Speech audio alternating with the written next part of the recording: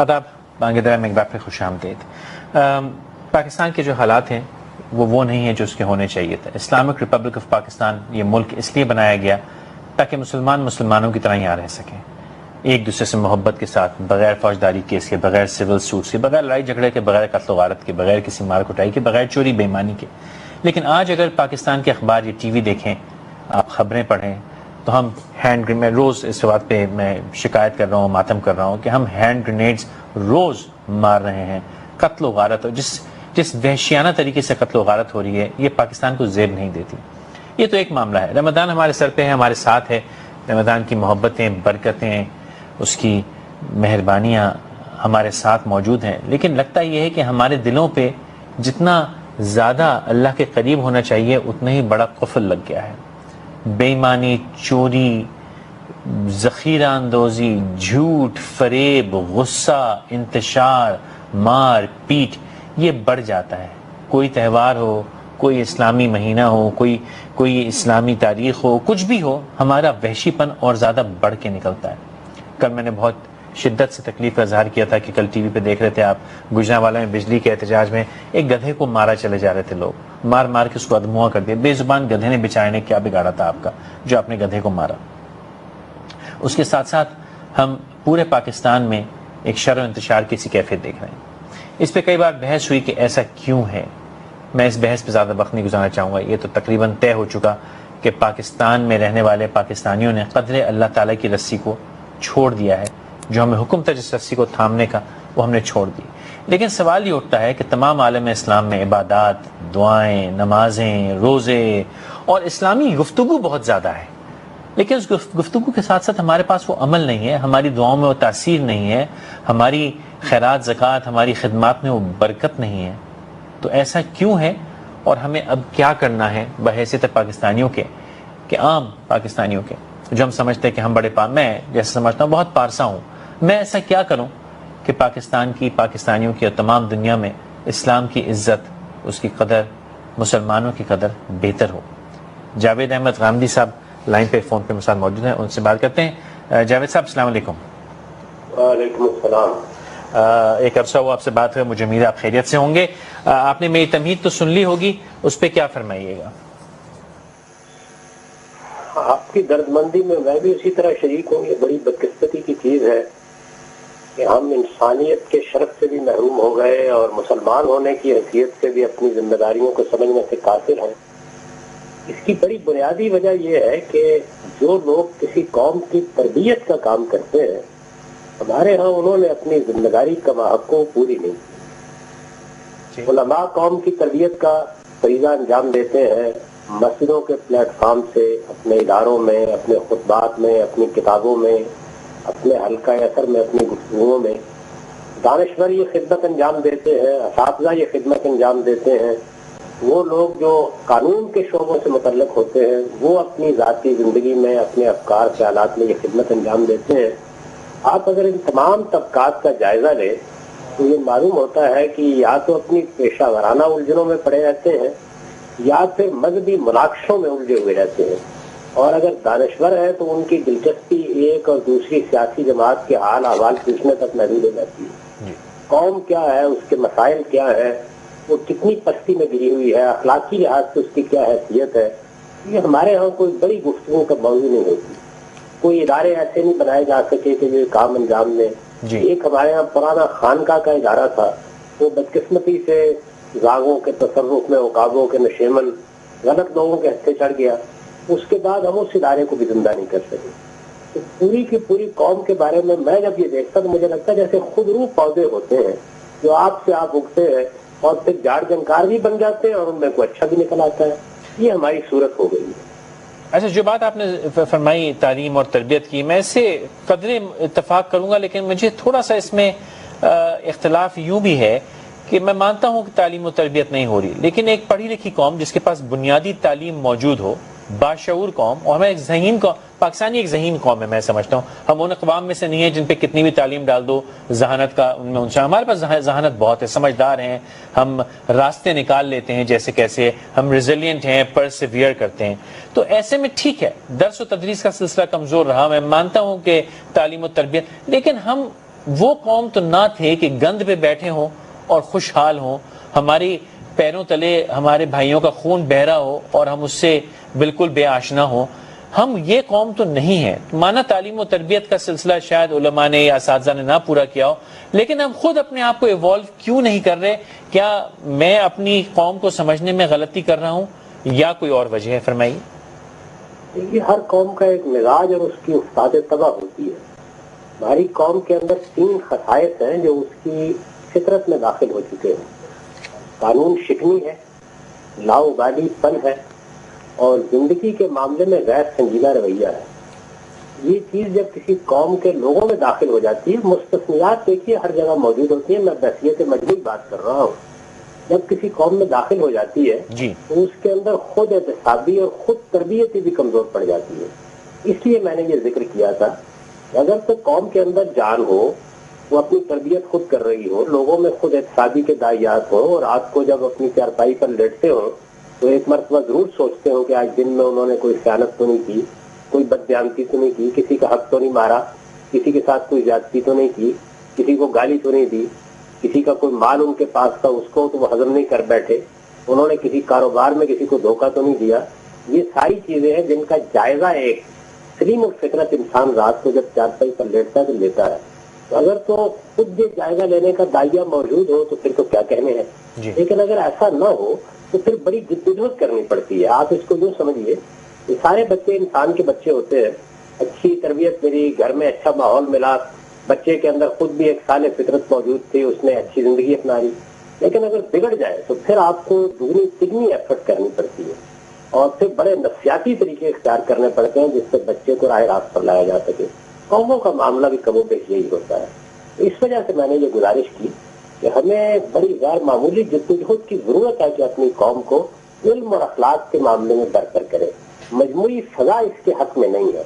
یعنی آپ ریاست کے بجٹ کو دیکھیں، آپ سیاست دانوں کی ترجیحات کو دیکھیں، آپ دانشوروں کے روزانہ کے کالم پڑھ کے دیکھیں، جب چاروں طرف سے کچھ دوسری چیزیں ہی اہم ہو جائے تو علم اور اخلاق کے لیے پھر کیا گنجائش باقی رہ جائے. اچھا کاملی صاحب، میں پاکستان کی رینج سے باہر نکلتا ہوں اور آپ سے گفتگو کرنے کا آج مجھے ذہن میں یوں آیا کہ ایک انٹرنیٹ پہ ایک تصویر گھوم رہی ہے جو بڑی شدت سے شیئر کی جا رہی ہے. ڈیماسکس کے اندر مسلمان جو ہیں وہ تراویح پڑھ رہے ہیں اور ایک سڑک کے اوپر لاکھوں لوگوں کی صفیں لگی ہوئی ہیں. ہماری عبادات، اگر میں پاکستان سے نکلوں، میں امت مسلمہ کی بات کروں آپ سے، ہماری عبادات میں کمی نہیں آ رہی بلکہ ہم بڑھ رہے ہیں، عبادت کرنے والے بڑھ رہے ہیں. ہماری دعاؤں میں بڑا لگتا ہے بظاہر زور ہے، ہم جان لگا رہے ہیں، نمازیں پڑھی جا رہی ہیں، عمرے ہو رہے ہیں، حج ہو رہی ہے. حج کرنے والوں، عمرے کرنے والوں کی تعداد دیکھیں تو آپ سمجھ نہیں آتا کہ اتنا مسلمان آ کہاں سے رہا ہے. الحمدللہ.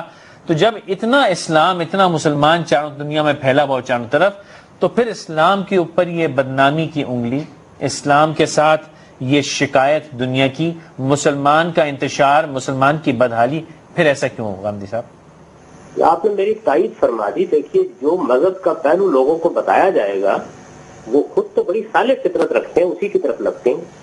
ان کو یہ بتایا گیا ہے کہ مذہب صرف عبادات کا نام ہے. ان کو یہ بتایا گیا ہے کہ اگر آپ کچھ فضائل پر اعتقاد رکھتے ہیں تو آپ کی نجات کی ضمانت ہے. ان کو یہ بتایا گیا ہے کہ اگر آپ بعض شخصیات سے نسبت رکھتے ہیں تو کیا کہنے ہیں، اس کے بعد خدا آپ کو کب پوچھے گا. انہیں یہ بتایا ہی نہیں گیا کہ اگر لوگوں کو دھوکہ دیتے ہو، فریب دیتے ہو، جھوٹ بولتے ہو، بددیانتی کرتے ہو، خیانت کرتے ہو، تمہارے گھر والے تم سے تنگ ہیں، شوہر ہو تو بیوی کے حقوق ادا نہیں کرتے، بیوی ہو تو شوہر کے حقوق ادا نہیں کرتی، اگر ماں باپ ہے تو وہ اولاد کے ساتھ صحیح معاملہ نہیں کر رہے، اگر اولاد ہے تو والدین کے ساتھ صحیح معاملہ نہیں کر رہی، تو اس کے بعد تمہاری یہ نمازیں اور تمہارے روزے اللہ تعالیٰ کے یہاں کوئی اہمیت نہیں رکھیں گے.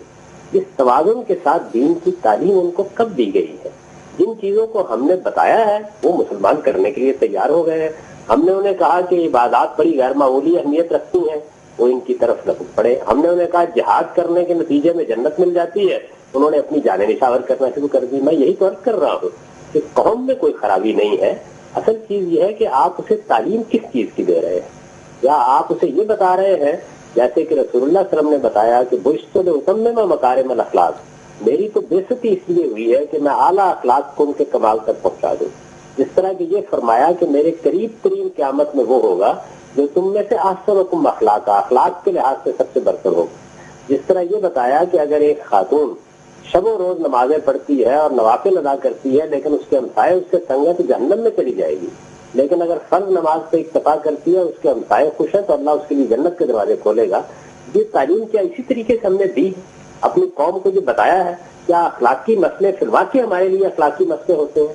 یہ چیزیں ہمارے یہاں کب موضوع بحث بنی ہے؟ ہماری مسجدیں اس سے خالی، ہمارے ممبر اس سے خالی، ہماری مجالس اس سے خالی. ہمارے ہاں تو جو لوگ قوم کی تربیت کرنے والے تھے وہ خود سیاست میں کود پڑے اور اس کے نتیجے میں خود مطلوب ہو کے رہ گئے. یہ ایک المناک صورتحال ہے جس سے ہم دو چار ہیں. جو دین بتایا گیا لوگ اس پہ عمل کرتے ہیں، بڑے شوق کے ساتھ کرتے ہیں. غازی صاحب، پھر آپ یہ فرما رہے ہیں کہ پوری دنیا میں، عالم اسلام میں یہ واردات ہوئی. پاکستان کے علاوہ میں اب بات کر رہا ہوں، باقی عرب ممالک ہیں، باقی جہاں ممالک میں مسلمان ہیں، وہاں بھی حالات بہت کشیدہ ہی ہیں. ان کے ہاں بھی کیا یہی معاملہ ہے؟ یہی بات یہ ہے کہ مثلا میں یہاں ملیشیا میں رہتا ہوں، میں یہاں تو ایسے نہیں دیکھتا. میرا احساس ہے کہ یہاں لوگوں کے اندر بہت توازن ہے، ان کے اندر کوئی تشدد کے داعیات نہیں ہیں. وہ ایک دوسرے کی بات بہت غور کے ساتھ سنتے ہیں. انہوں نے اپنی قوم کی تعمیر کرنے کے لیے لیڈرشپ پر اعتماد کیا ہے. وہ آج بھی جمہوری روایات کے ساتھ اپنے معاملات چلا رہے ہیں. ان کے یہاں بادشاہت کا پرانا نظام تھا، اس کو بھی انہوں نے کسی جذباتی نعرے کا ہدف نہیں بنایا، بلکہ اسی طریقے سے ایک آئینی بادشاہت میں تحلیل کیا ہے جس طرح کے برطانیہ میں ہوا ہے. تو ایسا نہیں ہے، اضافہ کیا جا رہا ہے.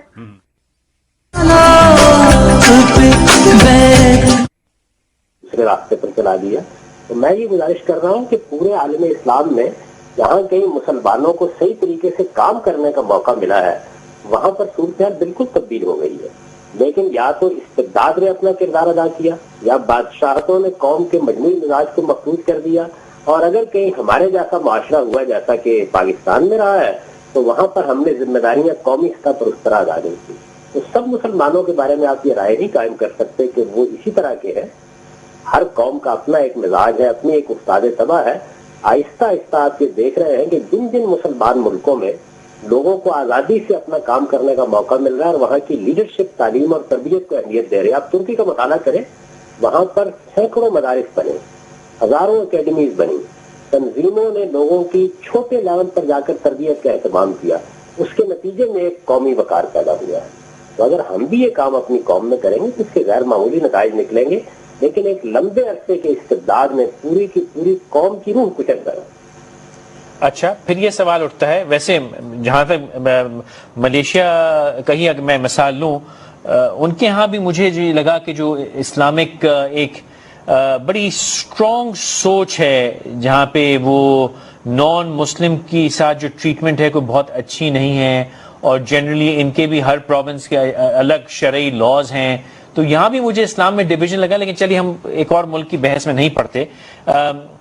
اگر یہ ایسا ہے کہ باقی دنیا میں مسلمانوں کے حالات اچھے ہیں، ان کا کردار اپنی قوم کے حساب سے بہتر ہے، تو آج پوری دنیا میں ایسا کیوں ہے کہ ہم اسلام کے نام کو اور مسلمان کے نام کو ڈیفینڈ نہیں کر پا رہے، اور ہر جگہ سے ہم پہ بدنامی ہی آ رہی ہے؟ تمام عرب دنیا میں ہم ایک انتشار دیکھ رہے ہیں، ریولوشنز دیکھ رہے ہیں، جھگڑے دیکھ رہے ہیں، کہیں بھی چین سکون علاوہ چند ایک ممالک کے نہیں دکھ رہا. اس کی وجہ کیا ہے کہ ہمیں یہ فیس کرنا پڑ رہا ہے؟ اس کے لیے تھوڑا سا پیچھے جانا پڑے گا. دیکھیے، ایک چیز یہ ہے کہ ہم مختلف قوموں کے حالات کا الگ الگ جائزہ لیں، اور ایک یہ کہ مسلمان قوم کا بحثیت مجموعی جائزہ لیں.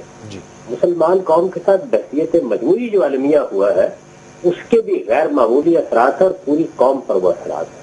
وہ مراکش پر بھی ہیں، انڈونیشیا پر بھی ہیں، اور وہ ملیشیا پر بھی ہیں، اور پاکستان پر بھی ہیں. مسلمانوں کے ہاں جو چیز فلسفے اور فکر کی حد تک ان کو محکم رکھنے والی تھی وہ قرآن مجید تھا. قرآن مجید بدقسمتی سے مراکش سے لے کے انڈونیشیا تک مسلمانوں کے علم اور فکر کا محور و مرکز نہیں رہا، اور یہ چیز چوتھی پانچویں صدی کے ساتھ بات ہی باقی ہو گئی. اس کے بعد کا ایک لمبا عرصہ ہوا ہے جس میں جس مقام پر ہم پہنچ گئے تھے اس کے زیر اثر ہم دنیا کے سامنے کھڑے رہے. لیکن پھر زوال آشنا ہوئے تو آہستہ آہستہ اس پستی میں گر گئے کہ جس کے بعد اب آگے کوئی پستی نظر نہیں آتی.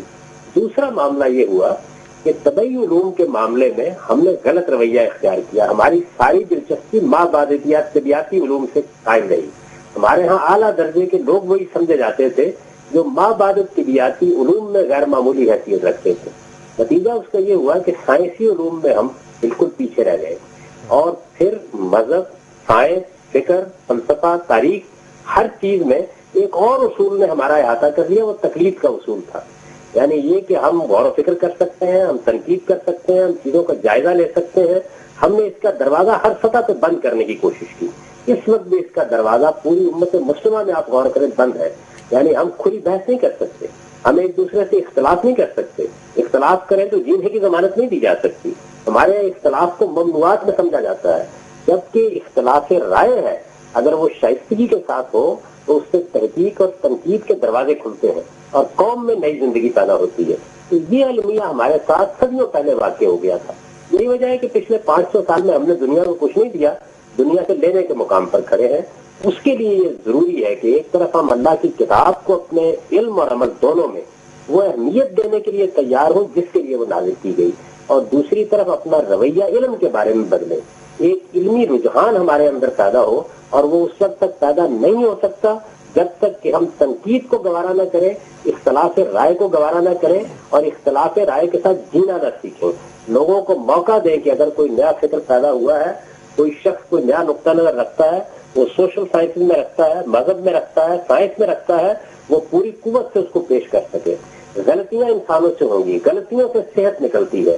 یہ رویہ اگر ہم اپنے اندر پیدا کرنے میں کامیاب ہو جائیں تو پھر اس کے بعد اس قوم میں بھی بڑی زندگی پیدا کی جا سکتی ہے. لیکن بدقسمتی سے پچھلے 500-700 سال سے ہم اس رویے کو پیدا کرنا تو ایک طرف رہا، اس کو ادنا درجے میں ابھرنے بھی نہیں دیتے، اور اگر اس کے ادنا آثار بھی کہیں نظر آئے تو اس آدمی کے لیے جینا ناممکن ہو جائے. حمزہ صاحب، آپ مجھے جہاں لے آئے، اب میں تھوڑا سا، حالانکہ میرا خیال تھا کہ میں مسائل سے دور رہوں گا، لیکن میں آج اب جہاں پہ بات آ گئی، اگر کسی سے آپ ایک عرصے تک تو پاکستان میں یا پاکستان میں یہ رہا گیا مذہب پہ بحث نہیں کرو، اس پہ جھگڑے ہو جاتا ہے، یہ بیکار کی بات ہے. پھر ہم نے پچھلے 3-4 برس میں دیکھا کہ کچھ بات ہونے لگی، لیکن اس میں بھی یہ ہے کہ جب مذہب پہ بات ہو تو اس پہ فوراً آپ کو یہ کہا جائے گا کہ یار آپ یہ کفر کر رہے ہیں، آپ یہ سمجھنے کی کوشش کر رہے ہیں، یہ تو اندھے ایمان کی بات ہے. اور کل یہاں تک میرے ایک بڑے پڑھے لکھے دوست سے بات ہو رہی تھی، اور ایک صاحب کا ذکر ہوا کہ میں نے کہا بھائی وہ بڑی عقل و شعور کی باتیں کرتے ہیں، تو ان کے بارے میں انہوں نے یہ فرمایا کہ بھائی وہ بڑے لاجیکل ہیں، وہ اسلام کے معاملے میں لاجیکل ہو جاتے ہیں، اور یہ بڑی معیوب بات ہے.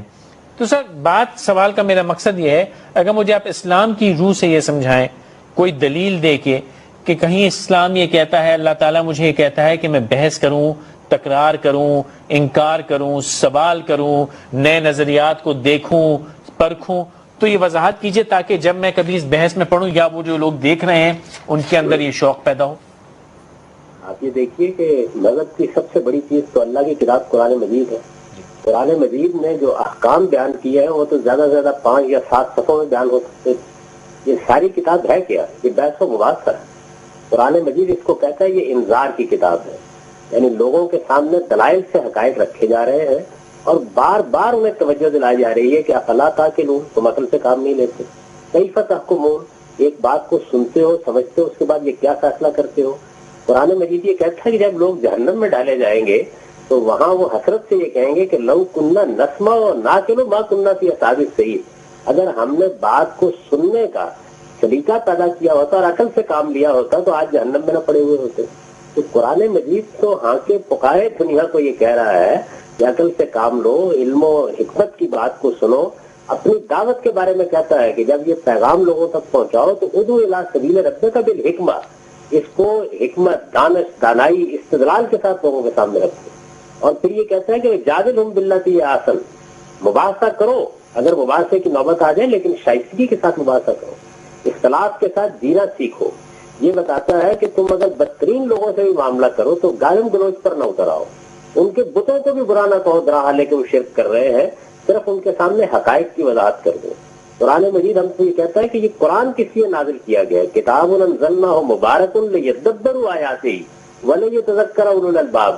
یہ اس لیے نازل نہیں کیا گیا کہ آپ آنکھوں سے لگا لیں، چوم کر رکھ لیں، اس کو کھول کر اس سے پھال لے لیں، مر جائے کوئی آدمی تو اس کے اوپر اس کی فاتحہ پڑھ لے، بلکہ اس لیے نازل کیا گیا ہے کہ تم اس پر غور کرو، یہ تدبرو، غور کرو اس کی آیات کے اوپر، اور اہل عقل اس سے نصیحت حاصل کریں، ولیتذکر اولو الالباب.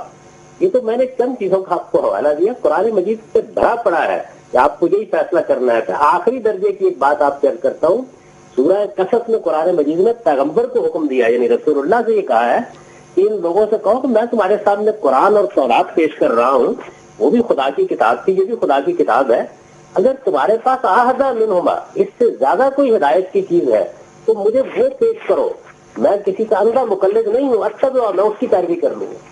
قرآن نے تو اس مقام پر انسانیت کو کھڑا کر دیا۔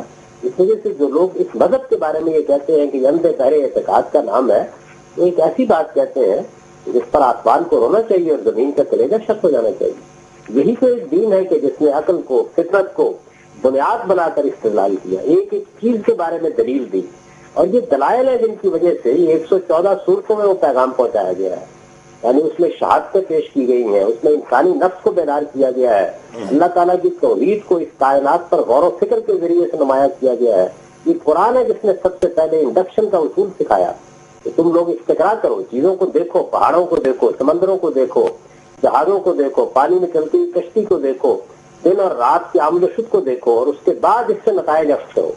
اس کتاب کے بارے میں اور اس کے لائے ہوئے پیغام کے بارے میں یہ بات کیسے کہی جا سکتی ہے جو آپ بیان فرما رہے ہیں؟ یہ پھر اس کی تائید مزید ہے جو رویہ آپ نے بیان فرمایا لوگوں کا، کہ ہماری قوم میں اس جمود کو اس حد تک پہنچا دیا گیا ہے کہ مذہب ایک اندھا گہرا اعتقاد بن کے رہ گیا ہے۔ اس کے بعد زندگی کہاں سے آئے؟ اس کے بعد مذہب کی صحیح روح لوگوں کے اندر کہاں سے پیدا ہو؟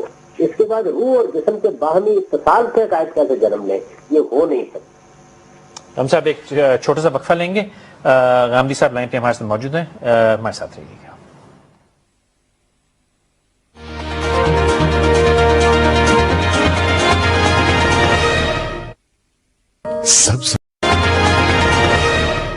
ہمارے ساتھ آنے کا بہت شکریہ۔ غامدی صاحب، آپ نے صحیح فرمایا کہ یہ رویہ بالکل غلط ہے جہاں پہ ہم سوال جواب تحقیق سے دور ہو گئے۔ یہ باتیں بار بار ٹیلی ویژن پہ ہو رہی ہیں، جیسا آپ نے فرمایا کہ تعلیم و تربیت کا سلسلہ ختم ہو گیا ہے، لیکن کم از کم پچھلے 5-6 برس سے یہ بحث مباحثہ ٹیلی ویژن پہ باقاعدگی سے ہو رہا ہے۔ اس کے باوجود مجھے کم از کم، لوگ کہتے ہیں میں نیگیٹو ہو جاتا ہوں، لیکن مجھے ان تمام باتوں کا کوئی اثر دکھ نہیں رہا، بلکہ مجھے بتدریج اور بگاڑ دکھ رہا ہے۔ اگر صرف کراچی کو لیا جائے تو ہر سال رمضان پچھلے سے زیادہ برا آتا ہے، اور اگر ہم ذخیرہ اندوزی کی بات کریں، قیمتیں بڑھانے کی بات کریں، شر و انتشار کی بات کریں، لوگوں کا غصہ دیکھیں، بد مزاجی دیکھیں، تو بتدریج بگڑتی جا رہی ہے۔ اس رمضان آپ کیا نصیحت کیجیے گا یا مجھے کس طرح سمجھائیے گا کہ میں ایسا کیا عمل کروں کہ میری روح میں، میرے جسم میں، میرے ذہن میں، میرے دل میں وہ تحمل، وہ سوچ آئے کہ میں بہتری کی طرف جا سکوں؟ ایک ہی لفظ میں اس کا جواب یہ ہے کہ شعوری زندگی بسر کرنے کا فیصلہ کریں ہم سب لوگ۔ ہم میں سے ہر شخص اصل میں بے شعوری کی زندگی بسر کر رہا ہے۔ ہم مسلمانوں کے گھر میں پیدا ہو گئے، ہم پاکستان میں پیدا ہو گئے، ہمارے سامنے زندگی کا ایک لائے عمل رکھ دیا گیا، ہم نے بے سوچے سمجھے اس کو اختیار کیا، مذہبی روایات کو روایات کی حیثیت سے اپنا لیا، سیاسی فکر جس خلفشار کے ساتھ سامنے آئی اسی میں بہ گئے۔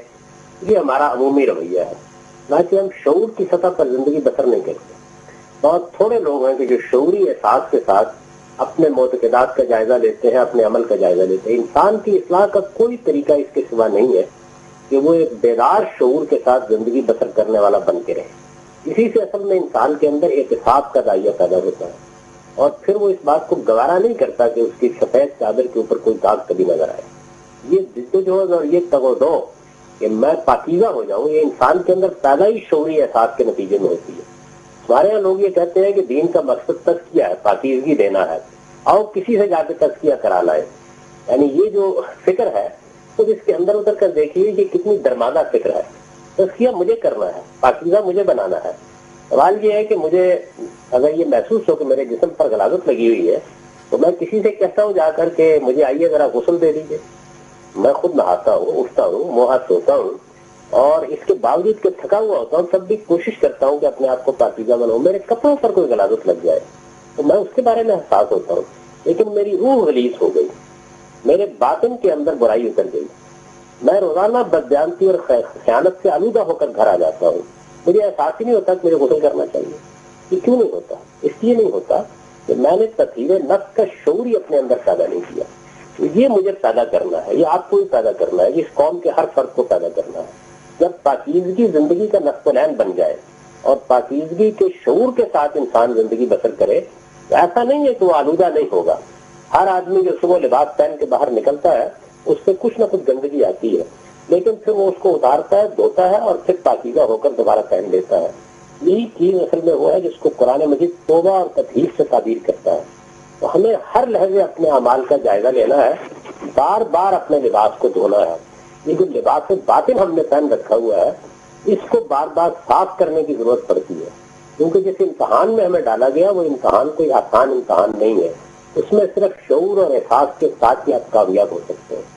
میرا خیال ہے کہ ہمیں یہ شعور اور احساس پیدا کرنے کے لیے تحریکیں برپا کرنی چاہیے، اکیڈمیز بنانی چاہیے، ادارے وجود میں لانے چاہیے. 18-20 کروڑ کی قوم ہے، یہ 4-5 سال تک بےمانی بحثیں کرنے سے اس نہیں کھڑی ہوگی. اور اس میں بھی اگر آپ دیکھیں تو 90% جو کچھ پیغام اس کو پہنچایا گیا ہے وہ وہی ہے جس کا ہم تجزیہ کر رہے ہیں، جس میں یہ تصور دیا گیا ہے کہ مذہب کوئی سوچنے کی چیز نہیں ہے، دین کوئی غور کرنے کی چیز نہیں ہے. آپ نے کبھی دیکھا نہیں، جائزہ نہیں لیا میڈیا کا؟ تعویذ اس میں لوگوں کو سکھائے جا رہے ہیں، افعال اس میں نکالی جا رہی ہے، استخارے اس میں کیے جا رہے ہیں، اور معلوم نہیں کیا کیا چیزیں ہیں کہ جو مذہب کے نام پر پیش کی جا رہی ہیں.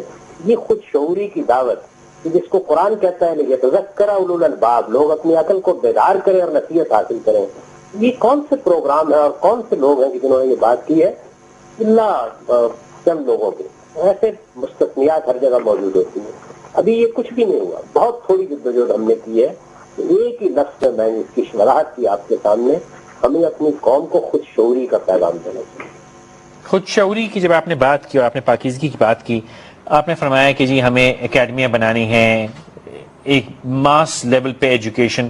وہ تو غامدی صاحب جب ہوگی سو ہوگی، اللہ کرے ہماری زندگیوں میں ہو جائے، لیکن مجھے اس پہ تھوڑا سا شک ہے.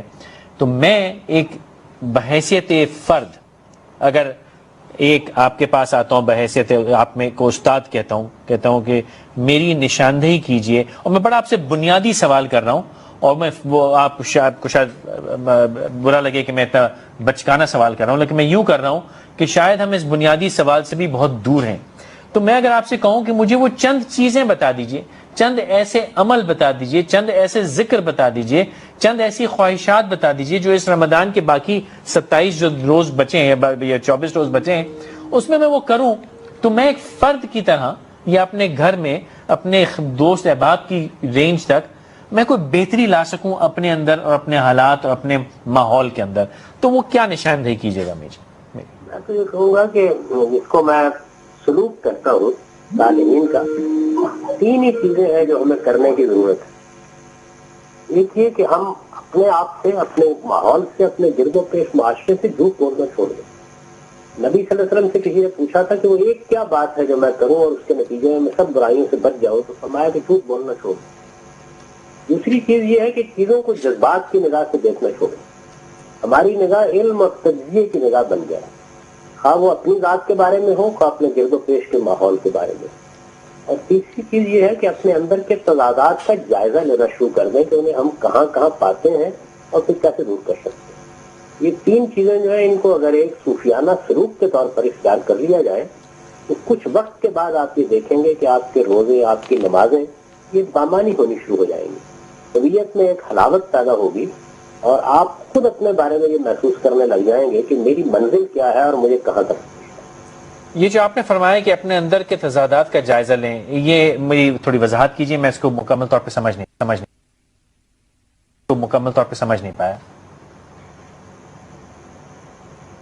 ہلو جی میں نے آپ نے جو تیسری بات کہی کہ اپنے اندر کے تضادات کا جائزہ لیں، یہ میں مکمل طور پہ سمجھ نہیں پایا، ذرا مجھے اس کی وضاحت کر دیجیے. دیکھیے، اگر ہم اپنا جائزہ لیں تو یہ سب سے پہلی چیز میرے نزدیک، میں بھی کیونکہ اسی قوم کا ایک فرد ہوں، ہمارے سامنے آئے گی، وہ یہ ہے کہ ہمارے پاس جتنے معیارات ہوتے ہیں چیزوں کے بارے میں وہ دوہرے ہوتے ہیں. ہم وہ جو حضور نے فرمایا تھا ایک ہی جملے میں کہ اپنے لیے وہ پسند کرو اور جو اپنے بھائی کے لیے وہی پسند کرو جو اپنے لیے پسند کرتے. ہم اصل میں اس کے ساتھ زندگی بسر نہیں کر رہے ہوتے، بلکہ ہر قدم پر اگر آپ دیکھیں کہ ایک گھر میں ساس ہے، وہ جو اپنی بیٹی کے لیے پسند کرتی ہے وہ بہو کے لیے پسند نہیں کرتی. اگر ایک باپ ہے جو اپنی اولاد کے لیے پسند کرتا ہے تو دوسروں کی اولاد کے لیے پسند نہیں کرتا. ایک گاہک ہے جو میں ایک دکاندار سے اپنے لیے رویہ پسند کرتا ہوں، جب میں دکاندار کی حیثیت اختیار کرتا ہوں تو وہ دوسرے کو نہیں دیتا. یہ وہ تضادات ہیں جن کے ساتھ ہم زندگی بسر کرتے ہیں اور کبھی ان کا جائزہ نہیں ہے. کبھی یہ دیکھتے ہی نہیں ہے کہ یہ تضادات کس طرح ہماری پوری شخصیت کا احاطہ کیے ہوئے ہیں.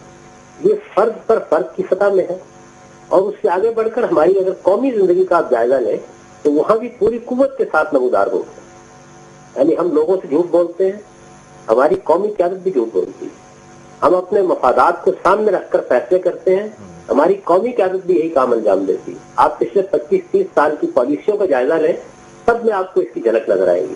اصل میں یہ انفرادی اخلاق ہے جس کا اجتماعی سطح پر ظہور ہو گیا ہے. اس کو میں کہتا ہوں کہ یہ تضادات کی زندگی ہے. یعنی آپ کا کوئی موقف نہیں ہوتا کہ جس کو آپ اپنی ذات کے بارے میں بھی اسی طرح دیکھ رہے ہو جس طرح دوسروں کے بارے میں دیکھ رہے ہو. آپ کے یہاں کوئی اخلاقی اصول نہیں ہوتے جن کی بنیاد پر آپ یا میں زندگی بسر کر رہے ہوں, بلکہ وہ سر مفادات اور خواہشات ہوتی ہیں جو ہمیں پینڈولم کی طرح کبھی ادھر لے جاتی ہیں کبھی ادھر لے جاتی ہیں. یہ چیز ہے جس کے بارے میں نے یہ گزارش کی کہ ہم اپنے تضادات کا جائزہ لیں اور پھر ان کو دور کرنے کی کوشش کریں, کیونکہ انسان کے لیے سب سے زیادہ المناک صورتحال تضادات میں جینا ہے.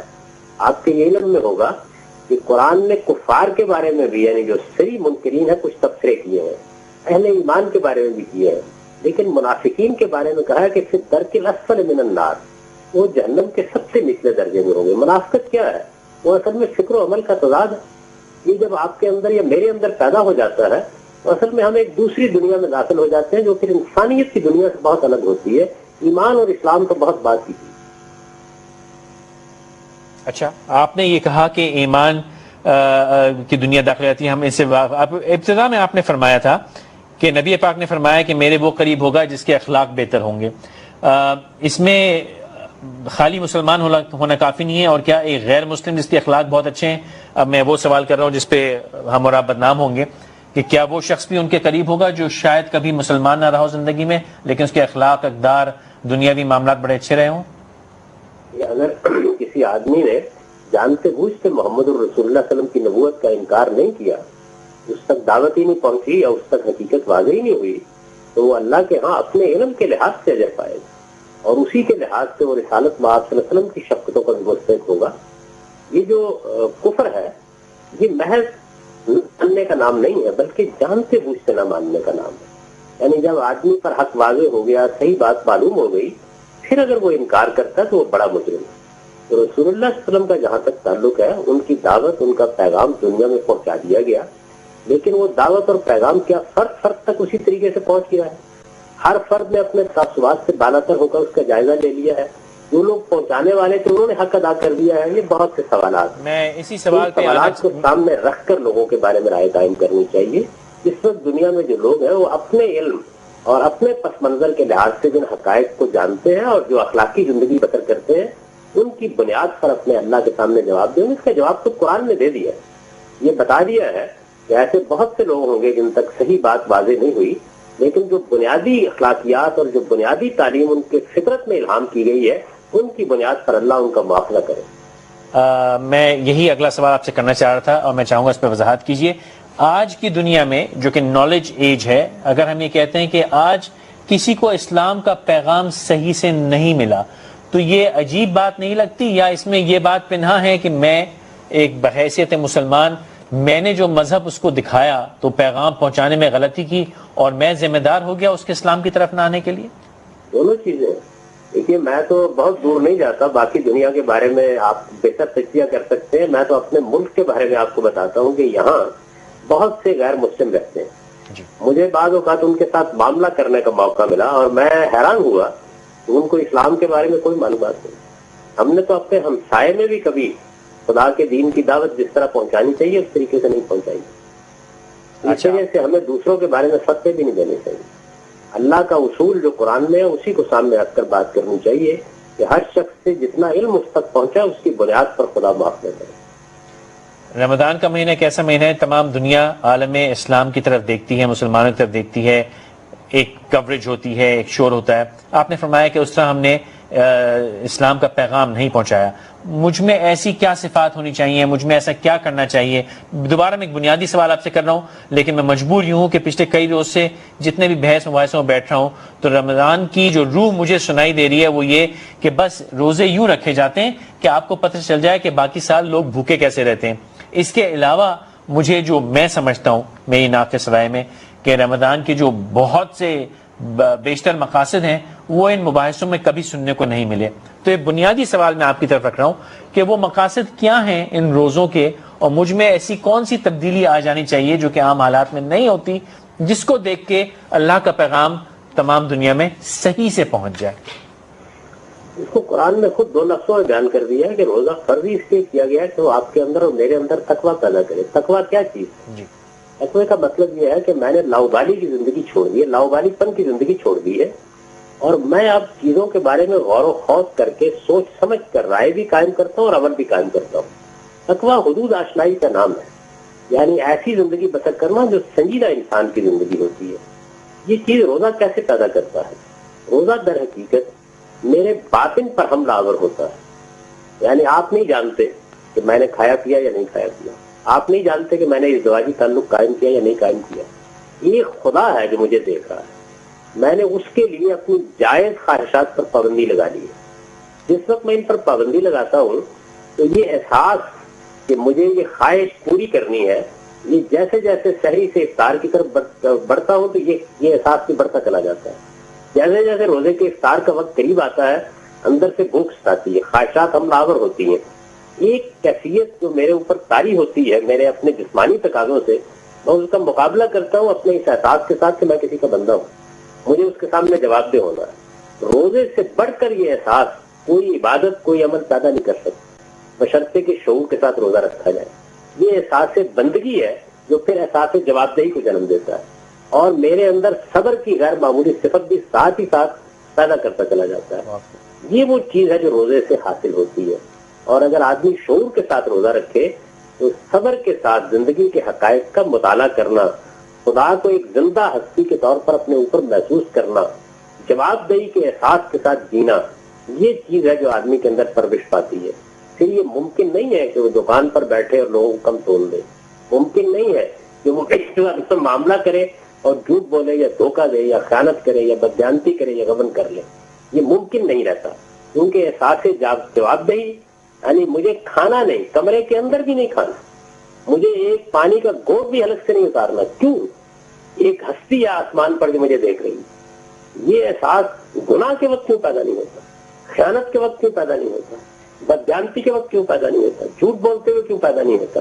اسی لیے پیدا نہیں ہوتا کہ میں نے خدا کو اپنے شعور کے ساتھ وابستہ نہیں کیا, خدا کی سچی معرفت کے ساتھ خدا کو نہیں مانا. روزہ یہ احساس بیدار کرنے کے لیے فرض کیا گیا ہے. یہ ایک علامتی اظہار ہے اس بات کا کہ پروردگار میں تجھے ایک زندہ ہستی سمجھ کر تیرے حکم پر عمل کرنے کے لیے تیار ہو گیا ہوں. یہ خدا کو زندہ ہستی سمجھنا, نہ کہ ایک علت العلت سمجھ کر فلسفے کی کسی بارگاہ میں پیش کر دینا, یہ وہ چیز ہے جو روزہ پیدا کرنا چاہتا ہے. یہ تو ایک ضمنی سی بات ہے کہ وہ آپ کے اندر بھوک کا احساس پیدا کر کے آپ کو غریبوں کی طرف متوجہ کرتا ہے. اصل میں احساس جواب دہی ہے جو انسان کے شعور میں اتر جاتا ہے, احساس بندگی ہے جو اس کے شعور میں اتر جاتا ہے, اور صبر کی غیر معمولی اور اعلیٰ ترین صفت اس کے اندر پرورش پاتی ہے. ان تینوں چیزوں کے ملنے سے جو چیز بنتی ہے وہ تقویٰ ہے. بہت خوب, بہت خوب. غم صاحب, غصہ, میرا آخری سوال ہے آپ سے. غصہ نہیں قابو نہیں پاتے ہم اس کے اوپر, اور مجھ سے ایک بچے نے اگلے روز سوال بھی کیا کہ جی میں جانتا ہوں, دانستہ مجھے پتا ہے کہ وجہ بے وجہ مجھے غصہ آتا ہے لیکن میں اس کو قابو نہیں کر پاتا. تو یہ سوال آپ کے لیے انہوں نے خاص چھوڑا تھا کہ کیا وہ ایسا کیا کرے کہ اپنے غصے پہ قابو پا سکے. یہ انسان کو اپنی ہر بری عادت پر قابو پانے کے لیے ایک ہی طریقہ اختیار کرنا چاہیے, اور وہ یہ ہے کہ اپنے شب و روز میں ایک وقت مقرر کر دے جس میں وہ اپنے دن بھر کا احتساب کرے. اصل میں احتساب ہے جو آہستہ آہستہ آدمی کو اپنے اوپر قابو پانے کی طاقت دینا شروع کر دیتا ہے. یعنی آپ رات کے وقت مثال کے طور پر چارپائی پر جاتے ہیں تو 5-7 منٹ کے لیے دیکھیں آپ نے دن بھر کیا کیا. آپ کو کیا سلوا کے بیجا غصہ نہیں آ گیا؟ کیا آپ نے کسی کو گالی نہیں کہہ دی؟ آپ نے کسی کو برا بھلا نہیں کہہ دیا تھا؟ آپ نے ملازم پر بے وجہ نہیں پھر پڑے تھے؟ آپ نے اپنے بچے کے ساتھ زبردستی کا طریقہ نہیں اختیار کر لیا تھا؟ آپ نے اپنے ہاں کام کرنے والوں کے حقوق ادا کرتے وقت یا ان کی طرف سے کسی بات پر غلط رد عمل کا اظہار تو نہیں کیا تھا؟ یہ احتساب کریں, اپنی ایک چارٹ شیٹ خود بنائیں اور یہ دیکھیں کہ آپ نے دن بھر کیا کیا. اگر یہ چیز ہم اپنے اندر پیدا کر لیں آپ دیکھیں گے کہ آج کے احتساب سے اگلے دن کچھ کمی آئے گی، اگلے دن کے احتساب سے اس سے اگلے دن کچھ کمی آئے گی، اور اس سے اگلے دن کے احتساب سے اس کے مزید کمی آتی چلی جائے گی۔ یہی بہترین نسخہ ہے اپنی ہر بری عادت کو دور کرنے کے لیے۔ آپ کو اگر سگریٹ بھی چھوڑنا ہو، اس کے لیے بھی آپ کو اصل میں مسلسل احتساب سے کام لینا پڑتا ہے۔ اسی طرح جب کبھی غلطی ہو جائے، یعنی باوجود احتساب کی غلطی ہو جائے، تو غلطی ایک کیفیت میں ہوتی ہے، وہ سبھی ایک کیفیت ہے، آئے گا بھارن کچھ دیر بعد اتر جائے گا۔ جب غصہ اتر جائے تو پانی کا ایک گلاس پیے، ٹھنڈے دل و دماغ کے ساتھ تھوڑی دیر کے لیے بیٹھ جائے اور یہ دیکھیں کہ یہ بیجا تھا یا بجا تھا۔ آپ کو آپ کا تجزیہ، آپ کا ضمیر خود بتا دے گا کہ آپ نے کیا کیا ہے۔ یہ فوری احتساب ایسے ہی ہوگا جب فوری طور پر آپ کو دوا لے لیتے ہیں تو جسم کی گولی سے درد کافور ہو جاتا ہے، آپ دیکھیں گے کہ اس کے بعد آپ غصہ کرتے وقت بہت محتاط ہو جائیں گے۔ یہ خود احتسابی کا ایک عمل ہے جو پہلے ہمارے ہاں بزرگ کرتے تھے، خانقاہیں کرتی تھی، اب ہمیں خود یہ کام کرنا چاہیے۔ دنیا بڑی وسیع ہو گئی، اب کوئی ہماری مدد کے لیے نہیں آئے گا۔ غامدی صاحب بہت بہت شکریہ ہم سے بات کرنے کے لیے، آپ نے وقت نکالا، میں بہت ممنون ہوں۔ جاوید غامدی صاحب ہم سے بات کر رہے تھے۔ رمضان ہے، اپنے اندر جھانک کے دیکھیے، کچھ لمحے گزاریے، انٹروسپیکشن جسے کہا جاتا ہے، انٹروسپیکٹ کیجیے، نماز میں بیٹھ کے اپنے اندر جھانکیے، اپنے آپ سے سوال کیجیے کہ جو ہم کر رہے ہیں کیا صحیح کر رہے ہیں، اجتماعی طور پہ نہیں، حکومتی طور پہ نہیں، سیاسی طور پہ نہیں، دنیاوی طور پہ، ذاتی میں ایک فرد کی حیثیت سے جو میرے قول، فعل، اعمال ہیں، جو میرا معاملہ لوگوں کے ساتھ ہے، جو میرا رویہ گھر والوں کے ساتھ، پڑوسیوں کے ساتھ ہے، وہ لوگ جو میرے ارد گرد ہیں، جو ماحول میری ذمہ داری میں ہے، میری سڑک، میری گلی، میری محلہ، کیا میرا رویہ، کیا میرا برتاؤ صحیح ہے یا نہیں ہے، اور اگر نہیں ہے تو میں کیسے اس کو بہتر کروں۔ یہ تھوڑی سی ایکسرسائز اگلے کم از کم 26 دن ہی کر لیجئے، انشاءاللہ بہت بہتری ہوگی۔ پھر ملاقات ہوگی۔